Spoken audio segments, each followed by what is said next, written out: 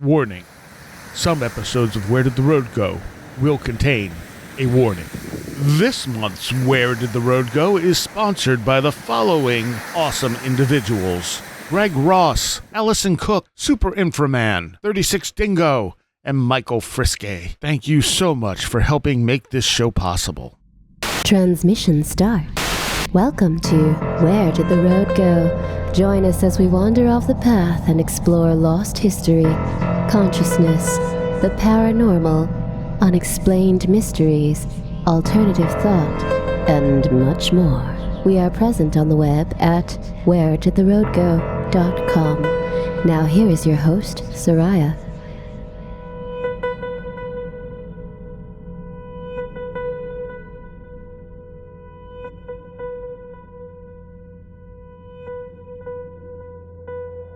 Welcome to this edition of Where Did the Road Go?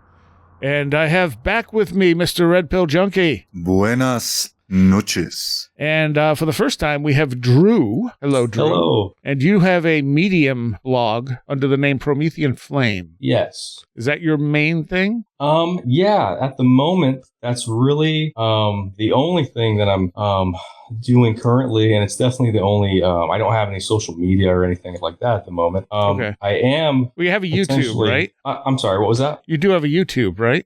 I do. I haven't made any content for it as of yet, but I am planning on doing some, I was planning on doing actually a series on, just the UFO subject, kind of an exhaustive series. So I haven't quite gotten to that yet, but hoping in the near future. Okay. Too, so you have, about 10 articles up here? Most of them are on the occult nature of UFOs, and there's one on the initiation of Christ. Yeah, so I kind of dig into different, some things. All of it sort of is kind of in the realm of occult subjects, esoteric sort of things. But yeah, I'm planning on branching out a little bit into some more. Like I said, I'm doing the sort of remote viewing and tying that into some current affairs. But yeah. Okay. Do you want to talk about that, or is that something you want to hold off on? I can talk a little bit about that. Okay. I don't want to give too much of it away necessarily at the moment, but I can definitely talk a little bit about that. All right.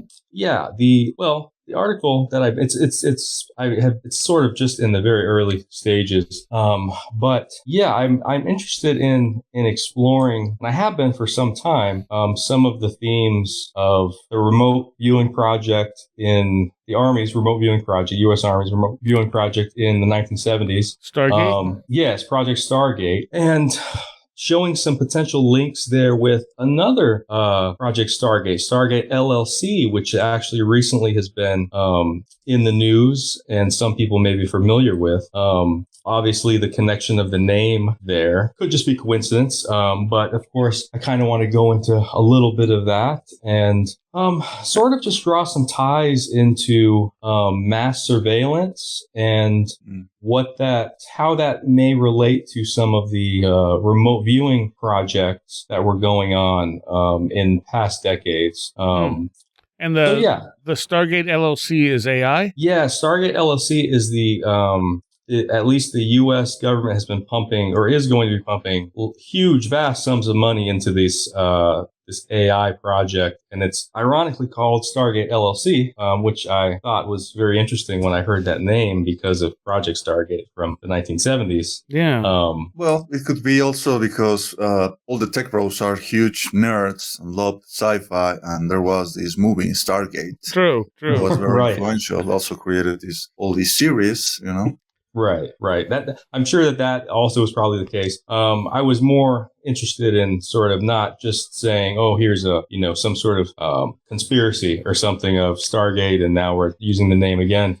But I just wanted to sort of delve into some of the connections between remote viewing and now what we're kind of seeing with some of these projects and Palantir and some of these things of mass surveillance and how AI is starting to use AI in some of these things, and sort of how maybe in some ways the remote viewing project was a little bit of a springboard for some of this surveillance in a way. Obviously that was sort of a more esoteric thing, but now I think that there's definitely some connections there. So that's probably the most that I'll probably go into that for now. Okay. All right. Just because I haven't really even gotten all of my my ideas together about that article. But yeah. Well, let's talk about some of the stuff you've written on UFOs. I liked that it was short, and it led to a YouTube video that I didn't actually look at, but you're saying there's nothing up, which is the back engineering thing, the reverse engineering of the UFO phenomena. Right. Okay. Yeah, that is essentially, that's essentially, I think, for me, the heart of the UFO, well, the unexplained part of the UFO subject, I should say. It's very, I think it's a subversive view on the UFO subject, although it's not just my personal view and research, the research of many individuals who have written quite a bit on the subject. But sort of the idea there was I was alluding to the idea that I think that a lot of the discourse around the UFO subject is, and I'm not saying it's intentional, but a lot of it is sort of a misdirection, I think. And I think that there's some things hidden behind that actually cut to the core of what may be going on. And it's not what gets talked about. I use the term UFO mythology. And what I mean by that is the classic, crashed flying saucers and aliens on ice at Wright-Patterson Air Force Base. That kind of stuff to me is the UFO mythology. Yeah. And I don't need to I don't necessarily want to go too far into that. But what I was saying in that little short piece was sort of that I think that there are some actual, especially in the U.S. military and adjacent agency projects. Well, I know that they are. They're to do with the UFO subject, but they're not reverse engineer flying saucers that have crashed and they've kept in these hangars for decades and it's a secret. And if it gets out, they'll have to kill you. Right. That's not really, I think, what is going on. And I know a lot of people may be upset by that point of view. But I think that there's something behind it that is just as interesting, if not maybe more interesting. And yeah, essentially what that is, to kind of cut to the chase, is weaponization of the paranormal. And that kind of, gets into the question of, well, what is the paranormal? Obviously, we all kind of know what's in that category of apparitions and, ghosts and things like that. And you can say the UFO subject is in there, as did, John Keel and some other great researchers. But what is it really? What are the mechanisms behind paranormal phenomena? And there were some really good researchers who I personally kind of think that they had thread. I think there are some good threads in some of this research that's been done that lead to, I'm not saying they're 100% correct, and I'm not saying I've cracked the UFO subject. Right. But I think that some of these threads do lead to the heart, what I'll kind of call the heart of the UFO. And when I'm talking about that, I of course mean the unexplained phenomena, the inexplicable phenomena, not just a missighting of something, of lights in the sky. Right. But the really strange close encounters and these things that just can't be accounted for, and people have tried to explain them for decades. I do think that there are some common threads, and there's some threads in John Keel's work and the work of people like Jacques Vallée. And I don't agree with all of it, but I think there are threads to follow that kind of get you into what I think is the core of the story. And one of those, and John Keel talked about this quite a bit in his sort of super spectrum theory, is electromagnetism and the EM spectrum. And that was what I was kind of getting to. And if you think of that as sort of possibly the mechanism behind paranormal phenomena, then it makes sense the ways that could potentially be weaponized. Sure. If you could create a weapon system or any sort of device that would be able to affect the human nervous system, and imagine taking it as far as simulated abductions where people think they're being abducted by aliens. Right. Well, that's quite a tool that could be used for a variety of purposes. And you can see why any military would follow something like that if they thought that it was viable. So that's kind of what I was getting into in that short article, was just that. And the fact that there are certain names, big names in ufology, who you can draw a straight line from them to non-lethal weapons research. Right. and I'm not going to name the names here, but they're easy to find if you just do a little research. And yeah, they've been involved in these projects, but funnily enough, they rarely discuss this type of thing. It's kind of under wraps a little bit. People like Martin Cannon, who wrote the book, The Controllers, people have gotten in trouble for this kind of stuff. They've gotten phone calls and, all of the kind of stuff that people talk about with UFOs of, someone comes out and says, oh, a whistleblower comes out and says, oh, I've been threatened. Well, maybe not with death threats, but some of these people have been a little threatened. There are some cases that I do think are true, but not because they're talking about crash flying saucers, but because they're talking about non-lethal weapons projects that sort of came out of potentially projects like MK Ultra and MK Artichoke and MK Often. And it's essentially mind control stuff. And you can take that far into sort of my labs, military abductions. I don't go crazy far into that, because I think some of that is in the realm of fantasy, but I do think that there is a reality to some of this stuff. And I think that this is some of the stuff that some of these people don't really want you looking at this. Oh, sure. This topic. And so that's kind of what I was getting into was in that short article was that a key thread to follow, I think, in all of this research that has been done over the decades is electromagnetism, electromagnetic energy, the EM spectrum. Whether John Keel's theory is correct or not, there's a thread there that I believe leads to the reality of what's going on potentially. So you're saying the backwards engineering is meant more as a mind control project or a manipulator rather than a like physical craft or weaponry. Yeah, I think from my research, and again, this is kind of a touchy issue in ufology because the extraterrestrial hypothesis still looms very large in people's minds. But yes, I think that potentially some of these actual projects that are going on behind the scenes that have to do with UFOs is essentially a reverse engineering of the mechanisms behind these sort of paranormal phenomena. And if that mechanism is perhaps something to do with the EM spectrum, electromagnetic energy, which has been discussed by people like Paul Devereaux and I don't know if I'm pronouncing his name correctly. Yeah, Devereaux. In his Earthlights book, yep, and the sequel to that, and people like Albert Budden, who wrote Electric UFOs. I think that there's something that this, and John Keel, obviously, he kind of took it in a different direction, but I think that there's something there.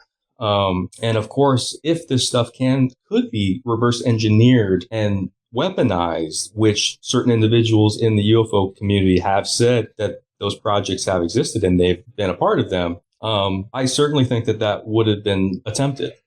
Well, obviously, I don't know and I haven't read your article, and I'm not sure if you have looked into this, but we know for certain that there's been a lot of talk lately with regards to all the people who have been affected by what is currently known as the Havana syndrome. Right. People who were being stationed abroad, a lot of them in Havana, but not exclusively in Havana, in other countries that started to report a lot of health issues. And at first they were kind of like dismissed or disregarded. But then the weight of evidence was so big that the United States had no choice but start to look into it. And right now it's still being contested. At one point they started to even suggest that all these people were just hallucinating or imagining their symptoms, and the Havana was nothing but crickets, right. Something stupid like that. But nowadays, if you listen to, there's been several TV shows, 160 Minutes, and I don't remember the other one that have taken a serious look into the situation. And also, if you have listened to Dr. Gary Nolan, who has talked about this in several podcasts, he was one of the civilian scientists who were asked to look into this matter. It's undeniable to reach the conclusion that these people were subject to some sort of microwave electromagnetic weapon, something that was compact enough to be, carried probably in some sort of van or something in order to be moved from place to place. that was directed at them. And the logical culprit of this would be Russia. But it's apparent that at the moment, the United States government is unwilling to blame the Russians for fear of actually escalating the situation to, a state of war between the United States and Russia. But so it's undeniable that since the 1970s, the United States and the former Soviet Union were looking into what was at the time called psychotronic weaponry, particle beam weapons. So it's obvious that electromagnetism is one avenue to create a type of weapon, obviously directed energy weapons. But there's also, I guess, what you're suggesting are other aspects about electromagnetism that could have other more nefarious applications. That has to do with mind control and to create virtual scenarios that will give the impression of being in contact with non-human entities, to being maybe transported from your bedroom probably to a different realm, or to feel that you were inside a craft. Am I interpreting you correctly? Yes, and I think that the Havana syndrome is likely related to these kinds of projects. That it may not be the exact same mechanism or, the same sort of thing, but I think it comes from that sort of realm of what I was talking about, of these weapon systems, non-lethal weapons that, essentially people, like in the Havana syndrome, they have all kinds of types of effects. Potentially people feel ill, which interestingly enough, that has also been reported in inexplicable UFO encounters and sightings where people feel ill. Right. Suddenly Right. They have illnesses. They have all these effects on their mind. They can't think. They're catatonic.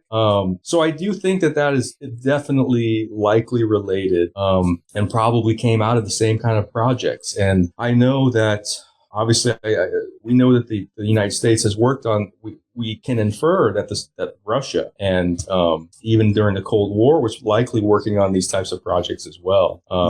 So I think that the really contentious part of this, which is what I was alluding to a little bit in that article as well, is the idea potentially that the truly anomalous UFO phenomena is a creation of this sort of electromagnetic anomalies. Yeah. And now I think that there's maybe something to that. I know that's like blasphemy to in ufology, right? Because and that's kind of what the Earthlights book was about. Is essentially sort of this stuff is anomalies, and it's sort of creating it's affecting the human nervous system to where they think that they're meeting space aliens, or they think that they're meeting dwarves or fairies or gnomes or Sasquatch or what have you. That's paranormal. Or they're seeing the Virgin Mary. And I do think that there may be something to that. I definitely think that there's, like, as I said before, there's a thread there that I believe leads to the ultimate reality of what's going on with these phenomena. I'm not at the point yet where I'm able to completely say I don't know if there's an outside intelligence behind any of these phenomena. Right. I don't know, because I haven't seen the evidence. I haven't seen the evidence necessarily for an outside intelligence, but I just don't know. I know. Whereas John Keel took it in that sort of realm of there is an intelligence behind it. Yeah. I simply don't know. So I'm not at the point where I'm kind of going to definitively state that, because I simply can't, and I don't know if anyone can. But yes, that is what I was kind of alluding to was, and of course it has its issues. Some of this theory does have its problems, and I think the biggest problem with saying that all UFO paranormal phenomena is created by some sort of electromagnetic anomaly that affects the human nervous system, and they experience all of these sort of quasi-mystical experiences. The problem with that is when there's physical evidence on the environment, right? Yeah. After some of these cases. And some of them kind of potentially can make sense, which some of these researchers have talked about, which is, if there's some sort of magnetic energy, okay, maybe someone could have had a physiological effect on their body. Some people could have been burned. a bright light, potentially a fireball, like the Earth lights, like ball lightning, which has been talked about. Right, Maybe plasma in general. Yeah, maybe someone could have been sunburned. Well, there's the real problem that comes up though is when you have these cases of there's indentations in the ground where I saw an object land. Well, I'm not sure how you can reconcile that.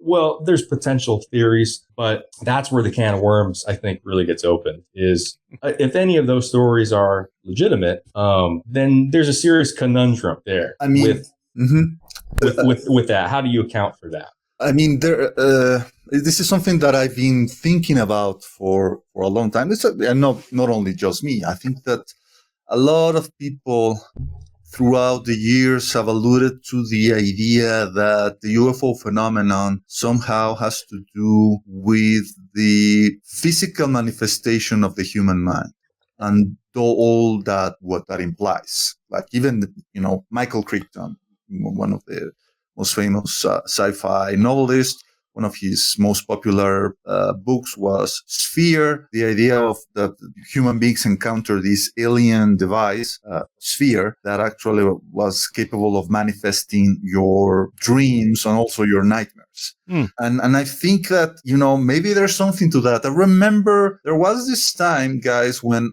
I suffer from...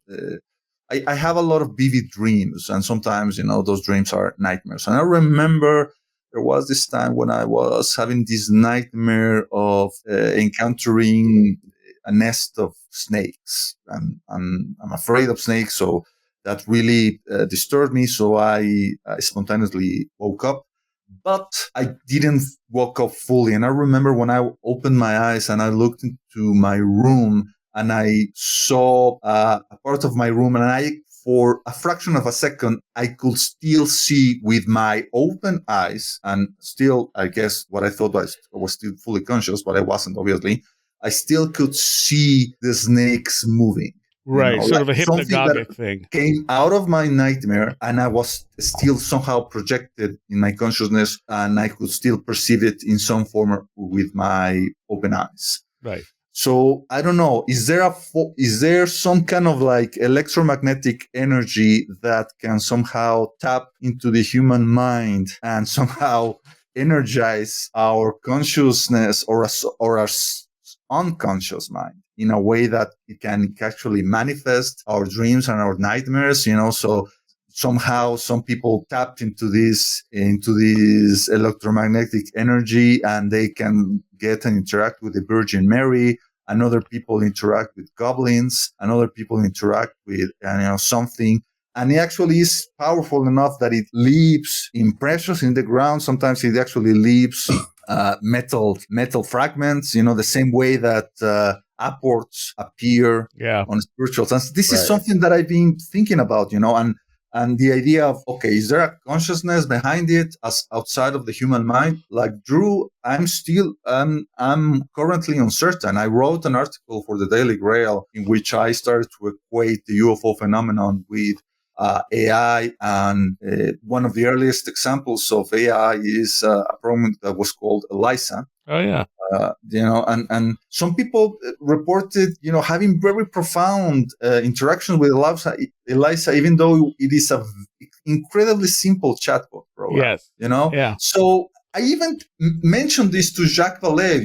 Jacques mentions one of his favorite cases is one of the French guy that somehow encountered this alien being, and the alien being told him, are we in Russia or are we in, I don't know what other country?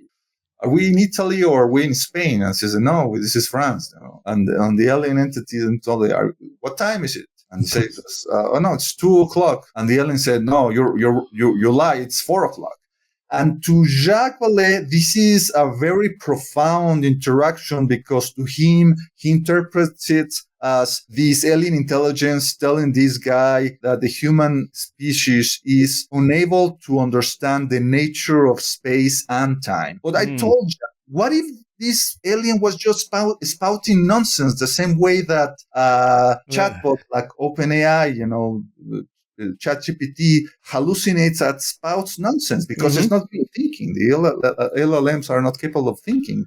And Jacques was uncertain, and he just said, well, I don't think so. But I still think about it. What if, the so-called higher intelligence behind the UFO phenomenon is something akin to our tendency, the human tendency to ascribe a higher meaning to just, gibberish and nonsense, the same way that we suffer from pareidolia and we see like the face of the Virgin Mary in a burnt toast. Right. I believe Jacques called that meta logic, didn't he? Mm-hmm. The idea being that it would get someone thrown off enough that they'd be able to pick up on stuff they normally wouldn't. Yeah, I guess he sees it as some kind of like the UFOs, a phenomenon throwing Zen columns to the human mind in order to like break it open and allow us to enter into a higher states of understanding. And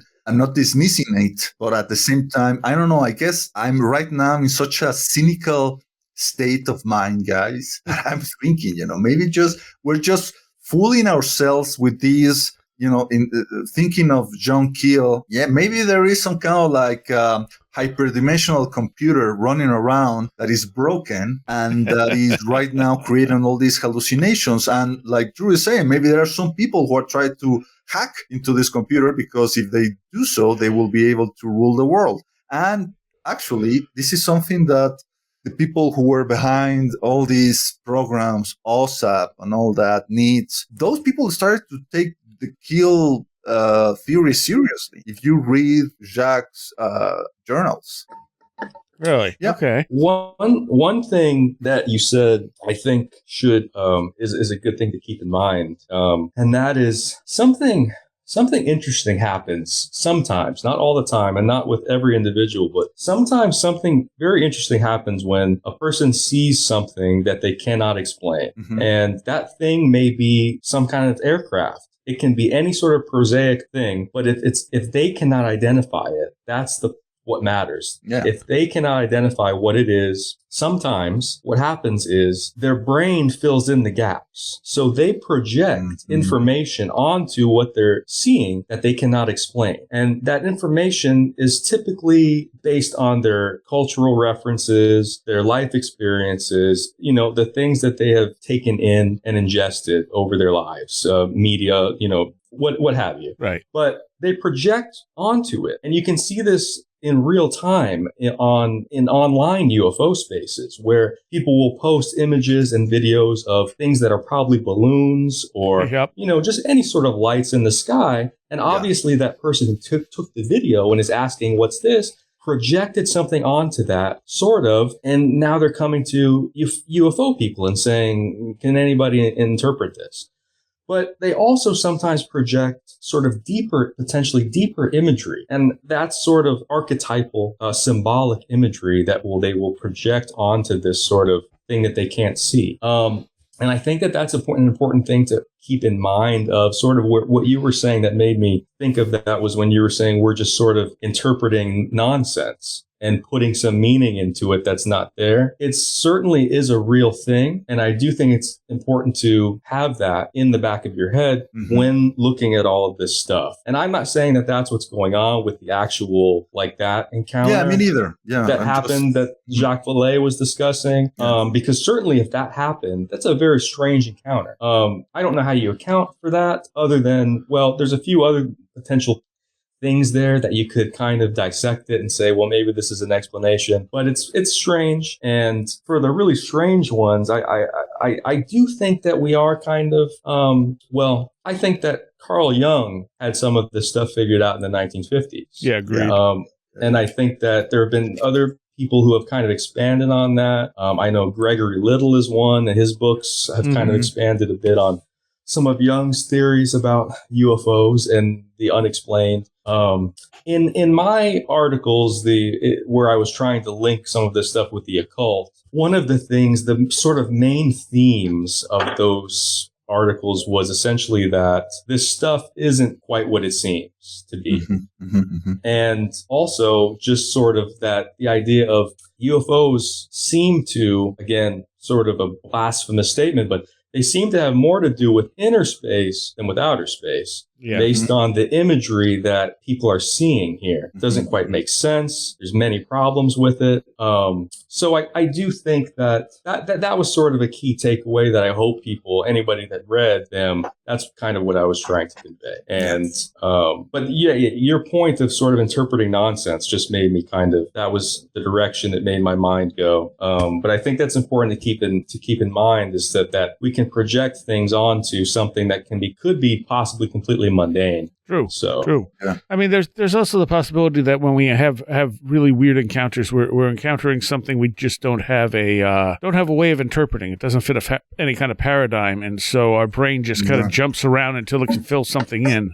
Because there's plenty of stuff we don't understand about reality. I mean, it's not like we have everything figured out. And I jump back and forth between this stuff comes from us and there's possibly an other as well. I mean, because it seems like, like I lean toward this stuff comes from us. But then every once in a while I'll have an experience or someone will relay an experience and I'm like, see, that sounds like there's an other there or feels like there's an other there that might be using the same mechanism that we use when it's coming from ourselves, but it's kind of hijacking it.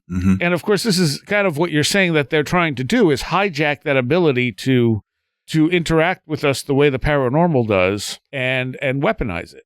Yeah, I think that's exactly what has been going on and what has been going on behind the scenes for quite a while. And unfortunately, I think that, I'm not much of a conspiracy theorist, but I'm not knocking anyone who is, but I do think that there's clear evidence that this extraterrestrial stuff has been pushed out there. Oh, yeah. And it's been pushed out there by a lot of just ufologists, but it's been pushed out there by a lot of individuals with military and adjacent ties. Yes. And I think that there is some reason for that, especially when you see some of these individuals who continue to push this sort of mythology on the public, and then you realize, wait, this person worked on some sort of non-lethal weapons program. There's something there. There's been enough stories, again, where people have described some of the same individuals I'm talking about, calling them up on the phone and getting upset with them, saying, why are you writing about, my labs and mind control? This isn't a good direction to go down. I do think that, and I don't go crazy with the My Labs because some of that stuff I think gets a lot out of hand. Yeah. Those theories. But I do think we've seen this stuff, and that's my thing about the whole UFO subject is I think that the extraterrestrial hypothesis was a huge leap. And I think it was an illogical one because, if there's something unexplained in the sky that you're seeing, I think that any terrestrial explanation needs to be looked at. And I think they need to be exhausted before you move to make a jump like, it must be coming from outer space. Yeah. And the reason because of that is simply that we don't have any evidence for intelligent, advanced extraterrestrial life. We just simply don't.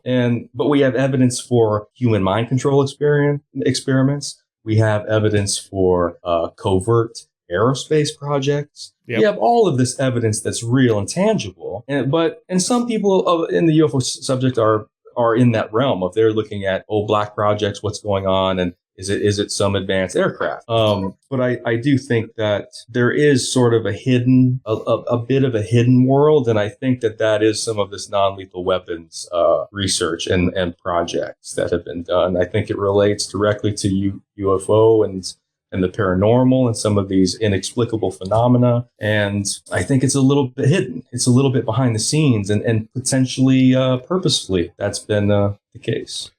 I just wanted to say that we've been talking about MILABs, which is an acronym for military abductions, and treating them like saying, like a mythology, a part of the UFO mythology, as you call them. And at the same time, I cannot help but feel that to talk about this in 2025, when you see footage on primetime television of people being literally abducted by military-looking individuals on the streets of the United States right now, and still talking about my labs as if they are like some kind of fairy tale. It's so bizarre to me as a Mexican right now, like saying, okay, what are you talking about? My labs are happening right now. Look at CNN. That's a point. Okay. I mean, it's part of the idea of we live in such a bizarre time. This is the age of conspiracy thinking, you guys. I mean, this is something that I don't know if you.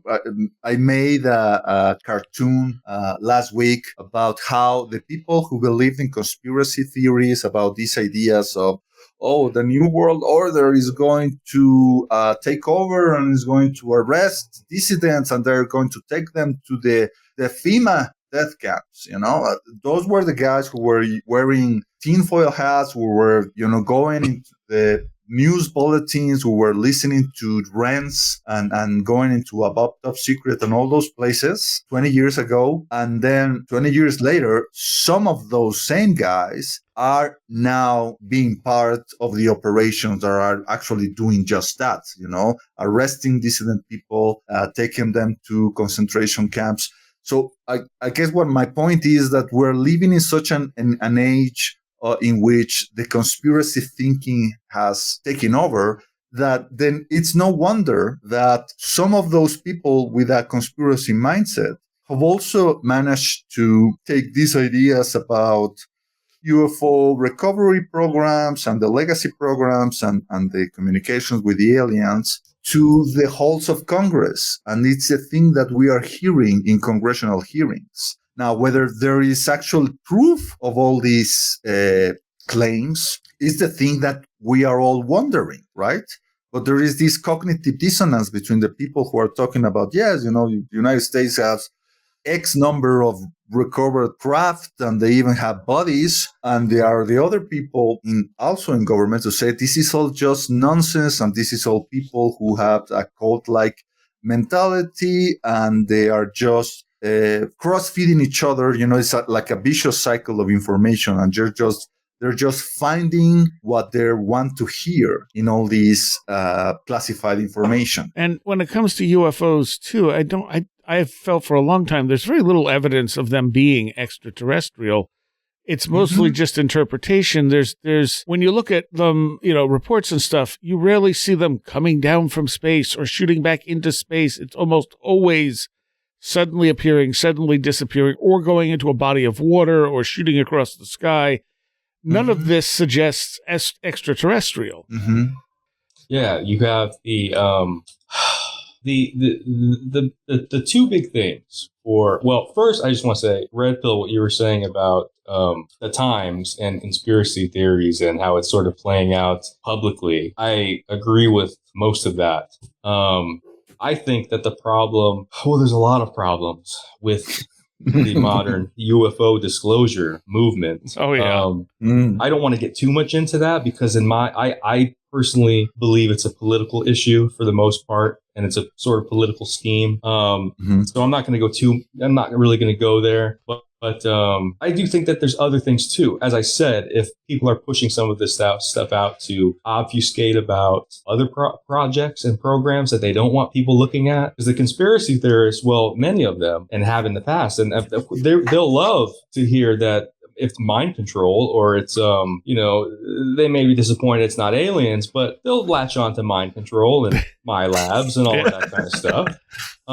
But it's sort of obfuscated. It's sort of kept under the rug. You have people continuously talking about recovered spacecraft, recovered flying discs, flying saucers, alien bodies, reverse engineering projects, propulsion systems, non-human intelligence. Those are the new buzzwords. And now interdimensional is the new buzzwords. It only took them 50 years because Keel and Villay were talking about this in the 1960s. Well, they were a little slow, I guess, and now they're just talking about it. But Now that's the new buzzword there. And I do think that there is something there, though, that's being obfuscated. And it is strange that some of the more conspiracy-minded people don't see that. Some of them do, but some of them are so focused on the aliens that nothing else gets through.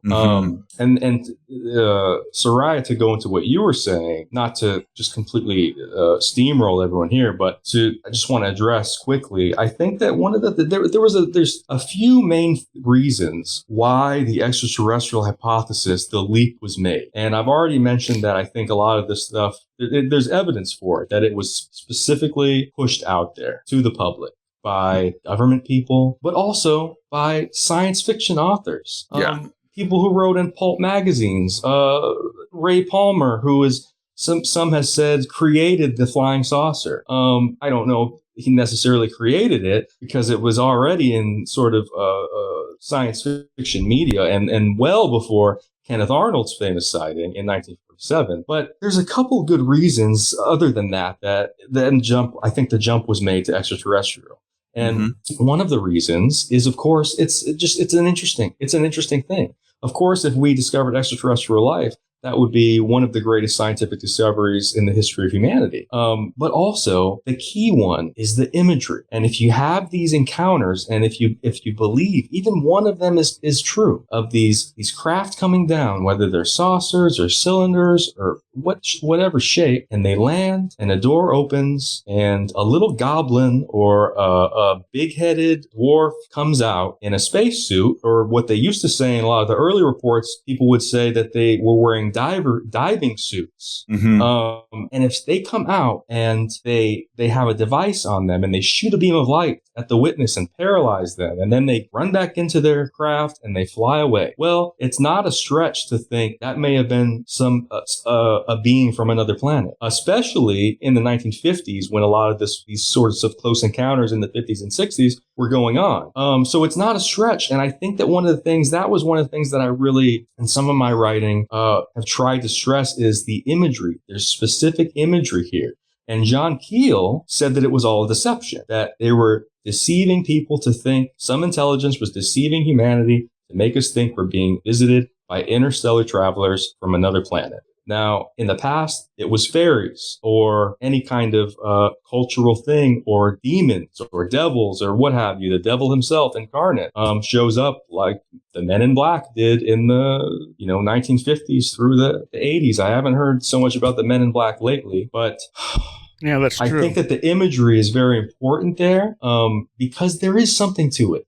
But I think that the more of the theories that I have latched onto is going back to sort of Carl Jung. And I think that a lot of this stuff is because it's in the culture, because it's in people's brains, that's what they see. They read science fiction, they watch Close Encounters of the Third Kind, they have all of this sort of media that they consume, and the technological evolution all around us, certainly in the early post-war period. So that's what they see. They see science fiction. They see flying saucers and little gray men, in many cases, that are coming out of them, and they think it must be aliens. But I think there's more to it than that. And that is sort of the real mystery. I think that there's something there, but I don't think that it doesn't seem to be what the imagery is projecting. So are we projecting it? Is something else projecting it? That's some of the real questions, I think. Yeah. The way I look at it is this probably has a lot more to do with shamanic type experiences than anything extraterrestrial. Because you even see the grays in ayahuasca trips and things like that. You see them on old cave paintings. And, obviously the ancient astronaut people will be like, well, that proves the Greys were here back then. And it's like, or it proves that shamans in altered states of consciousness were encountering something similar. And I think that's something that a lot of UFO people don't want to hear, is that when they do have these experiences, they're likely in an altered state of consciousness. And it very well could be. I mean, like you mentioned Devereaux's work. I mean, he showed how many UFO sightings and encounters happened right along fault lines. That was undeniable that the majority of them were happening along fault lines. And I'm sure there's stuff in various places, like somewhere like Skinwalker Ranch probably has a type of energy that may let us access these altered states of consciousness where we either create something or we can interact with something from somewhere else. Yeah, I mean, I'm currently writing an article for the Daily Grail concerning two scientific papers that Dr. Massimo Teodorani, who is a friend of ours, he's an Italian astrophysicist, and he has researched the Hesdalen lights in Norway. These anomalous plasma-like lights, multicolored, and they actually turn into different shapes. And that had been observed and scientifically being researched since the 1980s. And he's been part of those investigations. And he doesn't disagree with the idea that the lights are probably geomagnetic in origin. The valley, the Hesdalen, is rich in quartz crystals, so there has to be some kind of like a piezoelectric effect that somehow compresses the quartz and creates these charged particles and then light into the atmosphere and creates these plasma discharges.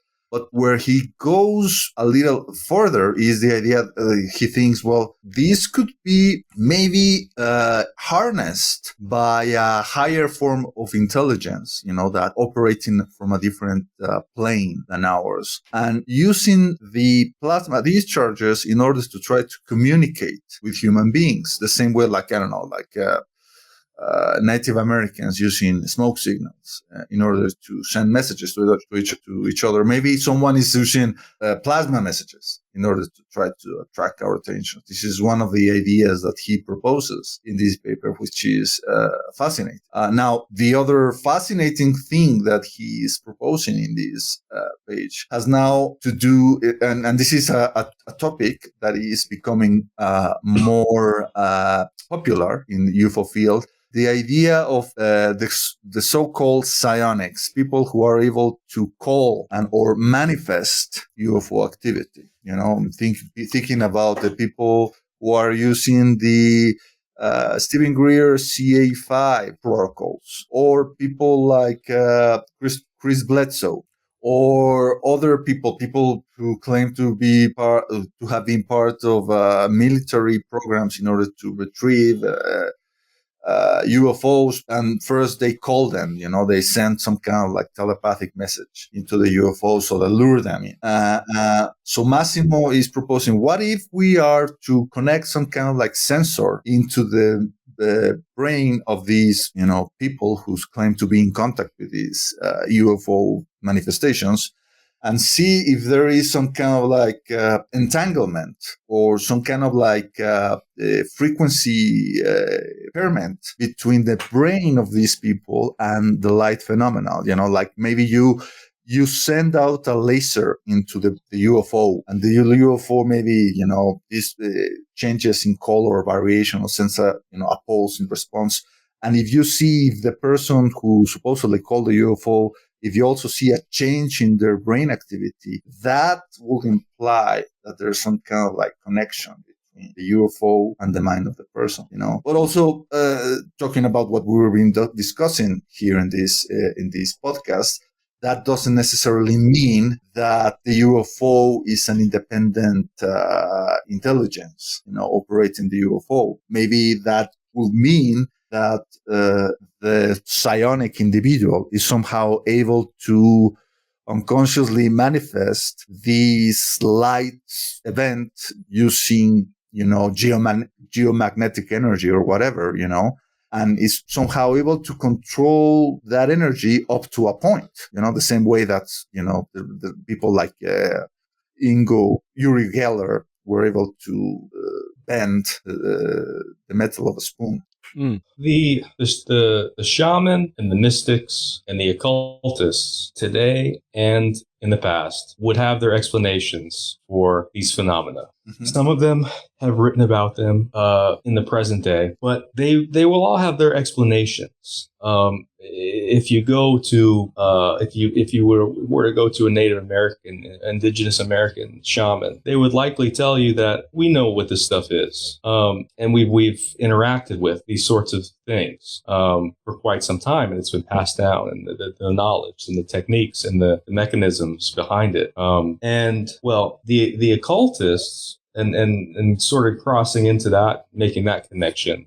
There's many different explanations. Whether they're valid or not, I think it's difficult to test them, some of them. But even the idea of a little man that is able to do magic, incredible things things that seem like magic. Well, what is that? Well, in occult subjects, it's a few different things. It's invocations of various entities. It's homunculus is a little man who knows how to do magic. So there's all these sorts of explanations, and I'm not necessarily saying, well, the flying saucer, the little man that comes out of it is a homunculus that was created by some sort of wizard somewhere, some sort of magician. But there are these connections, and there is a connection here to shamanism, I think. Whether the connection is some sort of electromagnetic effect on human physiology or whether it's something deeper. And there are those stories that sort of pull you back into that. I mean, anytime I read Keel, I get pulled back into this sort of the ultra-terrestrials are everywhere.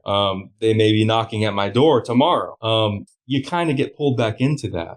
Not just because Keel was a great writer, but because there's a mystery there. And some of these stories do speak to, well, is there, what's going on here? Is there an intelligence? Is there something that's trying to communicate? Or is it something, potentially, is it us? Are we projecting it? Are we psychically sort of creating some of this stuff? I don't know how that would work necessarily. I'm not an expert on that, but there's also the idea of, we've already mentioned the interdimensional, which is now sort of a new buzzword, but there's the extra dimensional, which I prefer as a term because I think that's a little more interesting and makes a little more sense. And that's sort of what the great Carl Sagan even discussed a bit of what it would look like if there was what it would look like if there was a fourth dimension, and what it would look like if we were to try and interact with beings in a two-dimensional space, what that would look like. And of course, I don't know how many of anybody who is familiar with that, but you're not viewing anything in its totality because you're not able to view that third dimension if you're in a two-dimensional world.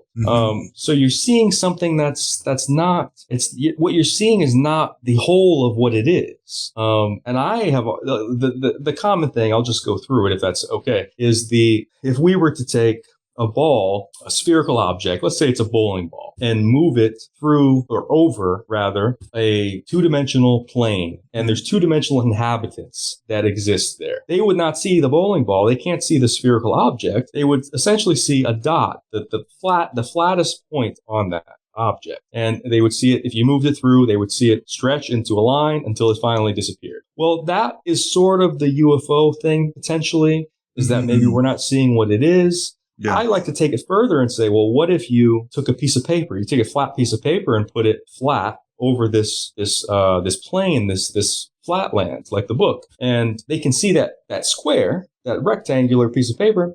Now, what if you, in real time, take that piece of paper and fold it up into origami? Well, wouldn't that blow the minds of these two-dimensional inhabitants? They wouldn't know what they were seeing. They would probably be shocked and afraid, like people are when they see a UFO and some of these inexplicable phenomena.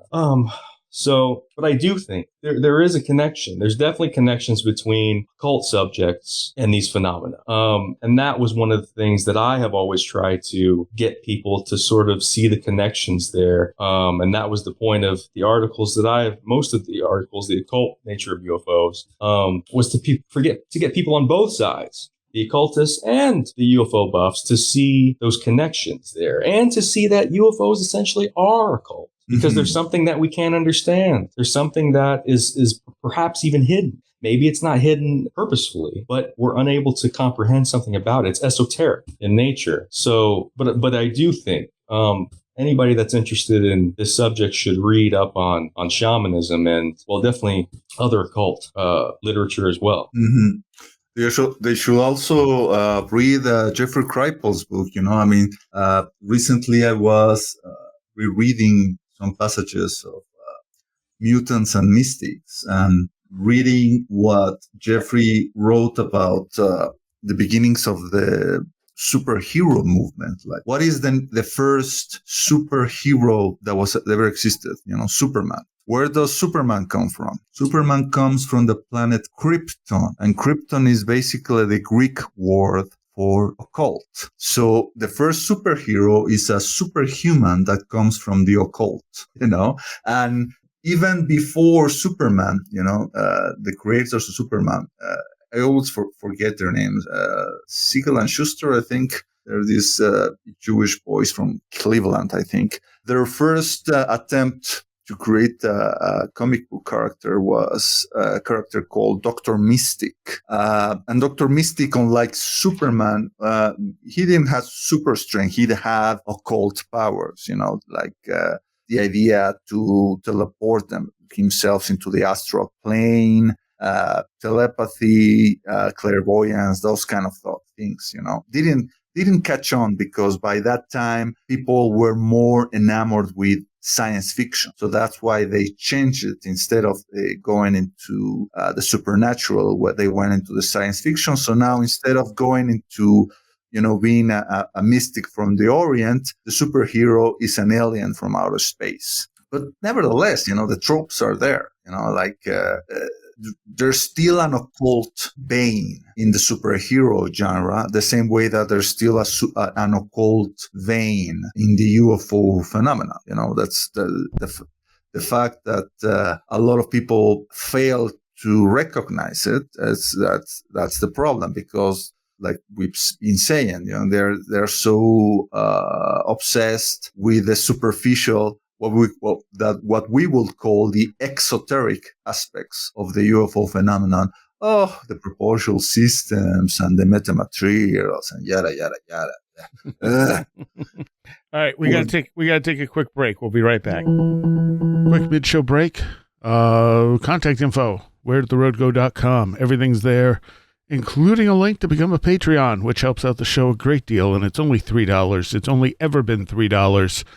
And I don't intend on raising it. You get extra content with almost every show, plus the show's weeks early, commercial-free, and extra bonus stuff on top of that. All right, there's also a link tree there to all my other stuff that you can just click on and explore if you wish. And as for a recommendation, I'm going to go with the new Jason Pargin novel, I'm Starting to Worry About This Black Box of Doom. It's clever. I don't know if I like it as much as I do his other books, but he definitely has some interesting stuff and it's entertaining. So I'm almost done with it, but I don't think he can ruin it at this point. It's very, very clever, as most of his books are, and it's a fun read. It's, like I said, maybe not quite as good as the John Dies at the End books, or the Zoe books, but as a standalone, it's pretty fun. And he definitely has a style. So that's my recommendation. I'm starting to worry about this black box of doom. All right, back to the show. So I am here with Red Pill Junkie, and we are talking with Drew, who has a Medium blog under the name Promethean Flame. And that's just medium.com at Prometheum_flame. And I'm assuming the P and F have to be capitalized. I'm actually not sure. Why'd you choose Medium? Well, I'm also on Substack under Promethean Flame as well. So whatever platform people want. But it was just, I had heard about Medium and certainly Substack for some time. And when I got back into writing, I just thought, sounds good to me. Okay. There was something else that was good. There was so much stuff in that first hour. And so many different things I wanted to take off of, and then by now I don't remember all of them. Why Promethean Flame? Yeah, why Promethean Flame? Yeah, well, there's a lot to unpack there. One was simply my interest and study of occult subjects and mythology. So obviously Prometheus, but also there's something of interest there with the UFO subject. And I wrote a little bit about that in one of my articles.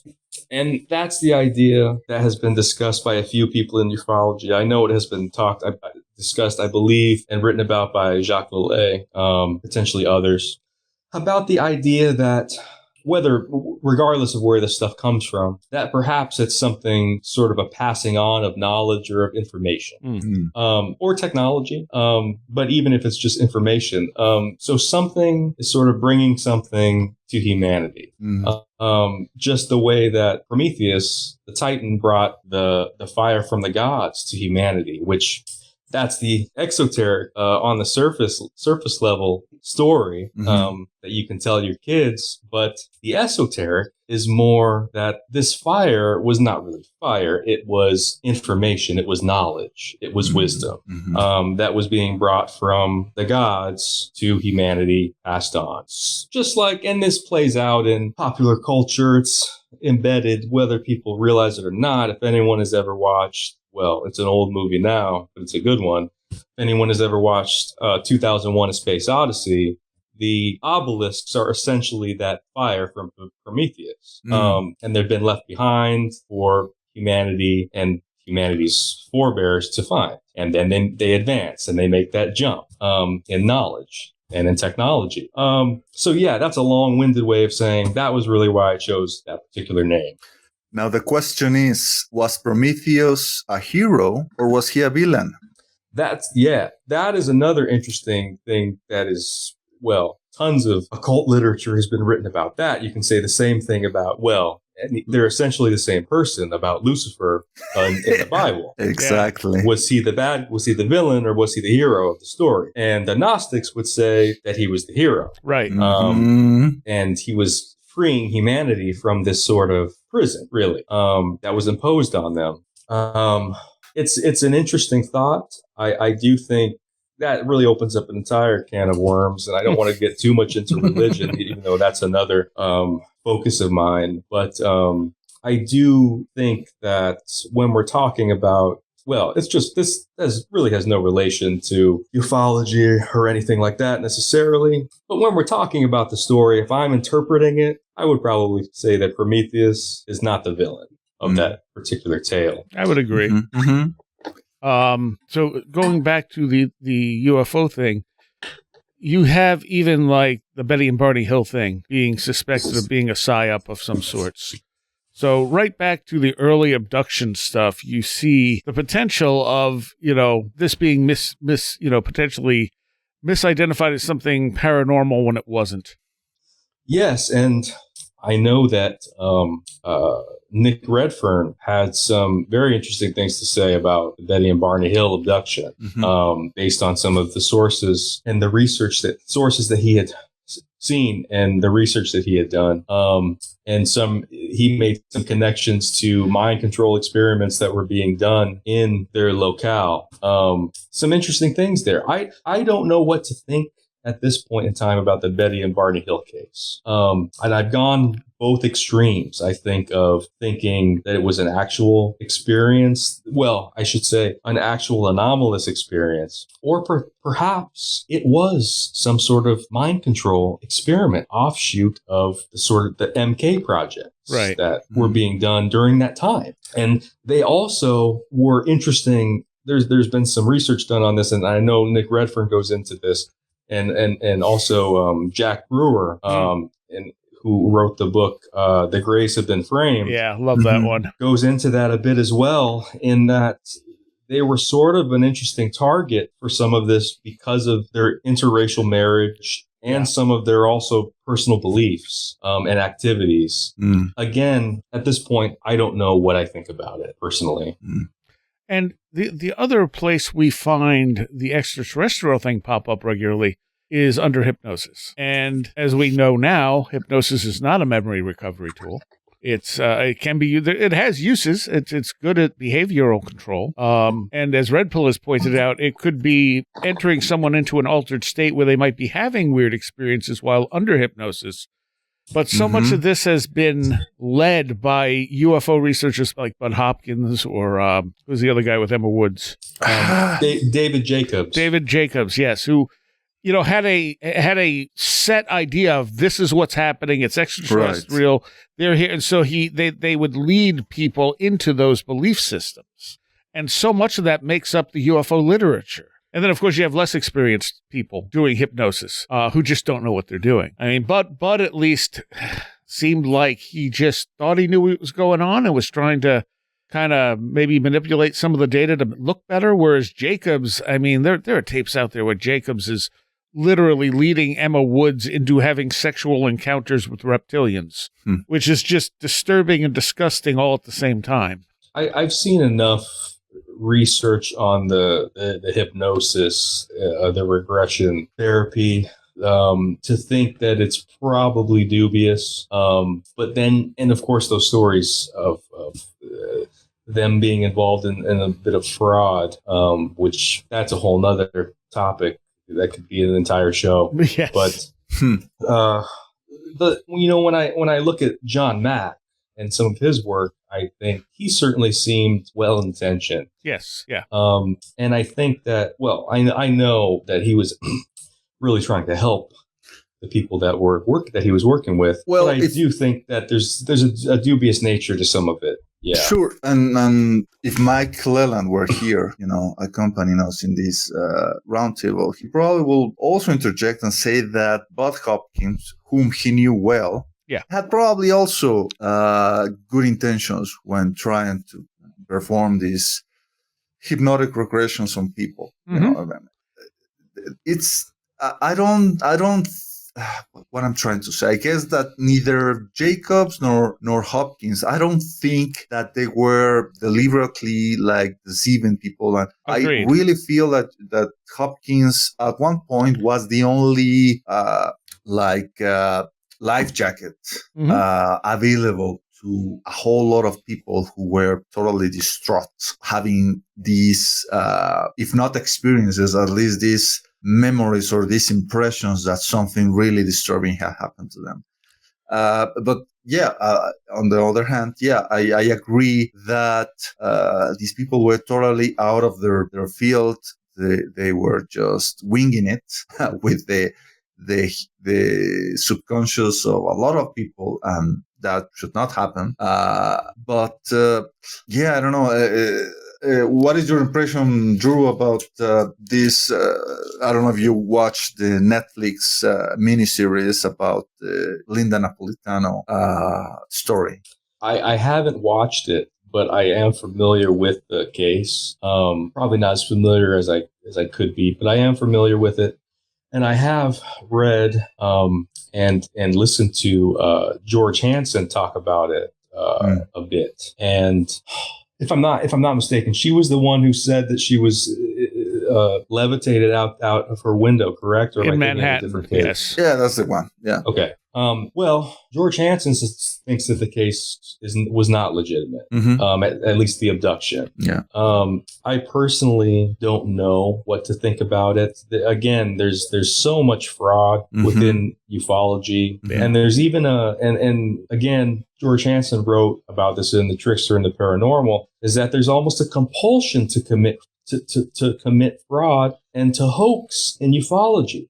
People are almost pulled into trying to hoax things. And you got to stay relevant. Yeah. Well, obviously that is the on the surface level, they want to stay relevant. They want to sell books. They want to do speaking engagements. I mean, I'm not going to name any names, but most of the people in modern, I shouldn't even say that probably. I'm not going to go there, I guess. But there's many of them. But there also is some sort of almost quasi-esoteric thing where people are almost pulled into this. If you think about the big one, one of them, Bill Moore. Yeah. What happened there? Because there was something, and you can say, well, it's just a clear case if he lied. That's what happened. But the guy obviously seemed to want to kind of get to the truth of the UFO problem, and then he turned around and lied to everyone. Yeah. There's something strange there. Just like there's a tendency, I think, to paranoia in the UFO subject. There's not a lot of paranoia when it comes to apparitions of the Virgin Mary, or there's some with ghosts, more fear, but there's so much paranoia that permeates ufology. But again, not to get off on a tangent, I personally don't know what to make of that case. I think that Hansen did make a pretty good case for why that her story was probably not true, the way that she was telling it. Well, my take on it, I felt that way initially. I think she had a real experience. I think that something did happen to her, and then Bud kind of catered it into being a UFO encounter. I mean, in that documentary, there's a part where she's like, "Oh, I heard that sometimes they, take sexual elements from the person, and then I had Bud hypnotize me to see if that happened to me, and it did." And it's like, well, yeah, that's how hypnotism works, like that's what you're gonna get. I think that's the yearn to please that Drew is talking about. Yes. It's not necessarily, because they want to like make money or to become famous. Is you have someone here who is showing you all sorts of emotional, psychological support, something that these people are desperate to have. And in order to keep them like within your sphere, you probably are trying to find more and more things to show them. Like, look, something else happened, and like the aliens came here and they left this mark on the table or whatever. Just to keep your savior interested in you before he loses interest and searches elsewhere for his bulletproof, the bulletproof case that will show to the skeptics that aliens are real. I think my issue with Hanson's take, and I like George Hanson a lot, but part of it was that he was like, well, this is all part of this book. And what was the name of the book? Anyway, he has a book in particular. He said that all this stuff happened, which is not totally correct, but it also makes the assumption that she would have read this book. Right. And either intentionally or unintentionally created this story because she read this book. And it has some vague similarities to her story, but it really doesn't have much at all when you really look at it. I did like the fact that, she claimed to have been abducted by the two guys who probably never existed, because their story gets pretty and ridiculous. Dave, yeah. And, she goes to Bud, and Hanson's like, why wouldn't you call the police if you were abducted by these people? And so then they call the police or the FBI or whatever it was. And Bud and her were not happy about that at all. But why would you not be happy about that? Like, why would you not report this obvious crime unless it's not real? Yeah. She was certainly making stuff up at some point. And again, that I think was for attention. And even Bud realized it, because there's that clip that Carol got where he gets off the phone with her and he's like, and she goes, well, who was that? And he goes, that was Linda pretending to be her cousin. And he just kind of looks down, kind of like, oh, man, Very similar in some ways to the Woodrow Derenberger case in the 1960s. Look at all the writing that he did, the books that he published. At least one book. I can't remember if there were more. But he has this one experience, or two experiences, documented by Keel and others, where he meets this Indrid Cold character that came walking out of some sort of, levitating craft. And he has the subsequent encounter with him.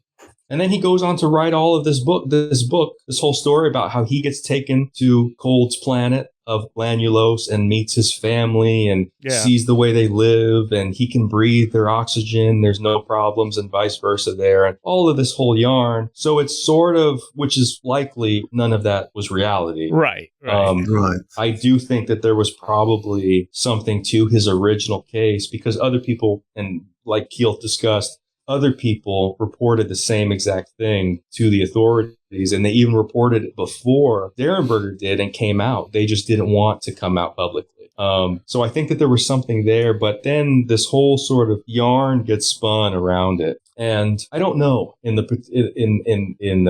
Linda's case if what happened there. But I do know that sometimes it seems there is a tendency to kind of pad these stories with a fanciful narrative. And in Linda's case, I think she liked Bud's attention. Yeah. One of the interesting things Peter Robbins told me about that, because they're suing the people who made that, because they were they weren't told what was really going on. They were lied to. And he said one of the things they did is they told Linda to come off as harsh. They wanted her swearing a lot, stuff like that. And he said she doesn't do that. Like, they literally had her doing this stuff that is not her. So they obviously had an idea. I mean, it basically was Carol Rainey's documentary that they picked up the bones of. Oh, yeah. It was Carol Rainey's, like, revenge from beyond the grave, towards Bud and Linda. Yeah. So, and, I think Carol was probably right about most of her suspicions there. But it's a messy thing, and it wasn't a very good documentary. Anyway, we are just about out of time, but we can continue this in a Patreon if you guys are both okay with that. Yes, that works for me. All right. So people can find you where, Drew? I can be found on Medium and Substack under Promethean Flame. And also my YouTube channel is UFOs Demystified. Okay. And Red Pill, people can find you where? They can find me at the Daily Grail, dailygrail.com. We're churning out a lot of videos for our patrons now, Nice. Trying to make some content for our people who support us. And I also have my own personal page, absurdbydesign.com, so people want to check out my artworks and maybe even, maybe commission me for some projects. They can contact me that way. All right. Well, thank you both. Thank you. This has been, Drew, this has been a really interesting conversation, and I'm looking forward to continuing it here now on the Patreon. Yes, absolutely. And thank you for having me on. It was a pleasure. I want to take a moment here to thank all of my Patreons. Because of you, this show still survives. And it is because of you that I intend to keep going with it. So I want to give a special shout out to those of you who are pledging $10 or more. Greg Ross, Cherry Trapezoid, Tactical Therapist, John Blackburn, Matt in Delaware, Mark Smith, Madeline J., Marty Garza, Gantic, Allison Cook, Super Inframan, 36 Dingo, Trin, Sean Cosgrove, Tim, Matthew Sproul, Ruth Fortescue, Andrew Nichols, Martha, Tyler Glimstead, Christine, Mothman Bren, Mark Brady, D. Esme, Patricia Gaia-Quinta, Kevin Schreck, Linz Jackson K, Charles in Florida, Land of the Crazy and Communicable, Charles Davis, Kristen L, Automaton, Riker and Stark, Abby Allen, Bright Rectangle, Eric Citron, Kevin, American Rambler, Sam Sharon, Tyler Bell, Thunderboy, Eric Todd, Ann Witowski, Vincent Trewell, Will Powell, Barbara Fisher, Schmooples, Devourer of Mortal Souls, Jay, MTK, History and Coffee, Diane B, Beverly Williamson, Jim and Sophie, Andrew Maines, Jonathan Frost, Victoria, John Bracken, Paul Jeffries, Janet's Planet, Ron Dupre, Laser Printer Jam, Perry Peters, Varosh K, MJ Armstrong, Jack Huntington, Laura McLean, Stacy Sherwood, James Lindsay, Linda from Michigan, Billuminati, Strange Stories with the Seeker and Skeptic podcast, Mark Shoemaker, Ron Dupre, Will Cherry, Seed Person, The Ghost Story Guys, Liam Huddock, Harold, Annabelle Smith, Caroline Walker, TDT Skunkworks, Craig Sagastumi, Colin Karras, and Matthew Brown. Thank you all so very, very much for the support. There's a Patreon extra to this show, as usual, and if you want to become a patron, it's only $3. Only $3 a month. It's been $3 since I started, as I said. Not changing it. I want people to have this stuff, but it also helps support the show. You can also support the show by giving us a rating or review, a positive one preferably, at your, wherever you're listening to this. And, that's, everything helps. See you next time. You have been listening to Where Did the Road Go? This show is made possible in part from our Patreons, and we thank you and everyone listening for helping us continue this exploration of the strange. You can always find everything Where Did the Road Go related at www.wheredidtheroadgo.com. And thank you so much for your support.